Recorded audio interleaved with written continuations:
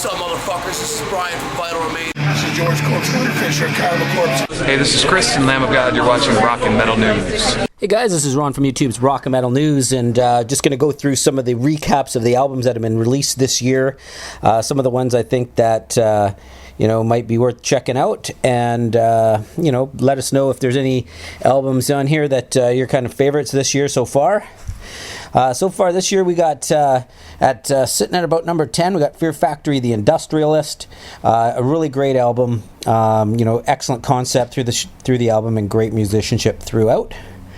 And number 9 is Soulfly, Enslaved. Max Cavalera fronts this band from Sepultura, and they put out a really great album, so you can check that out. Number 8, we have Kill Devil Hill.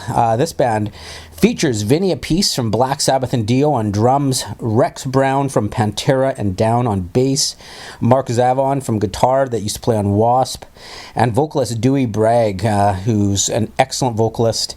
He almost has a sort of an Alice in Chains type of vocal, almost phrases stuff kind of like Tony Martin did from Black Sabbath when he played for Black Sabbath, and it's a really good overall album, something worth checking out. And number 7, we had Shadows Fall, Fire from the Sky. This album is great. I think it's one of the best Shadows Fall albums put out. I think they focused a lot more on melody on this album and some song structure. The musicianship is great and the song structures are great. So check out Shadows Fall, Fire from the Sky. And number 6, we had 3 Inches of Blood, Long Live Heavy Metal. This album is just amazing album all the way through it. The vocals, the lyrics, the musicianship, production, it's just a great album. All the songs are great. So definitely check out 3 Inches of Blood, Long Live Heavy Metal. And number 5, I had Unisonic. I mean, you could check this band out. It is ex-members of Helloween. It's got Kai Hanson on guitar, who used to play in Helloween, Gamma Ray, and Michael Kiske, who sang for Helloween, Keeper of the Seven Keys, Keeper of the Seven Keys Part 2, and some others. So you can check that album out. It's got some great melodies in it, and when you put those two guys together, you can't go wrong, that's for sure. I mean, it's not super heavy, but it is the song structures and the lyrics and the melodies in it are just really catchy and good. And number 4, Flying Colors. This one here I just keep listening to. It's got vocals from Casey McPherson. Steve Morse plays guitar. There's Neil Morse in the band.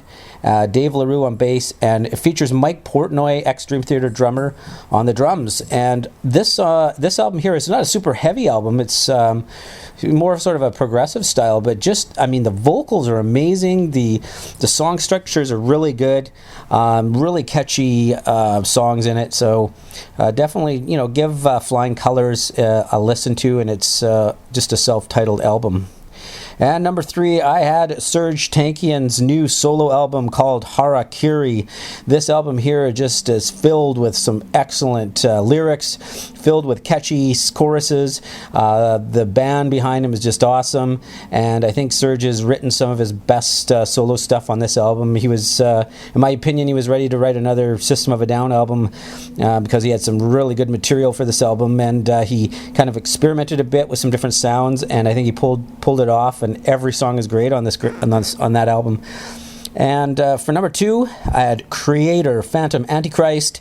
I just love Kreator. I love Phantom Antichrist. It's pretty much almost a concept album about the revolutions going around in the world. I mean, these guys they know how to write music. They are thrash. They are just the masters of that, and they just pulled it off. This album's a pretty diverse album, and it's got everything that you want from Kreator in it, and just check it out.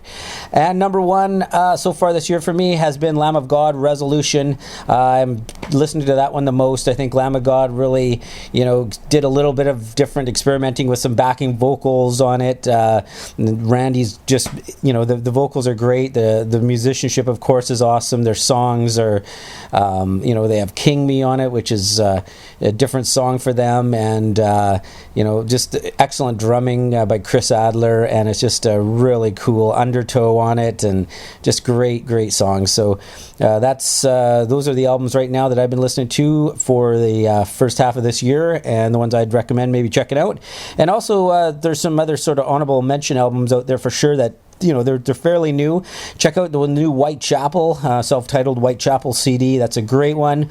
Periphery II just came out, so check out the new Periphery album. And there's a band called Bury Tomorrow.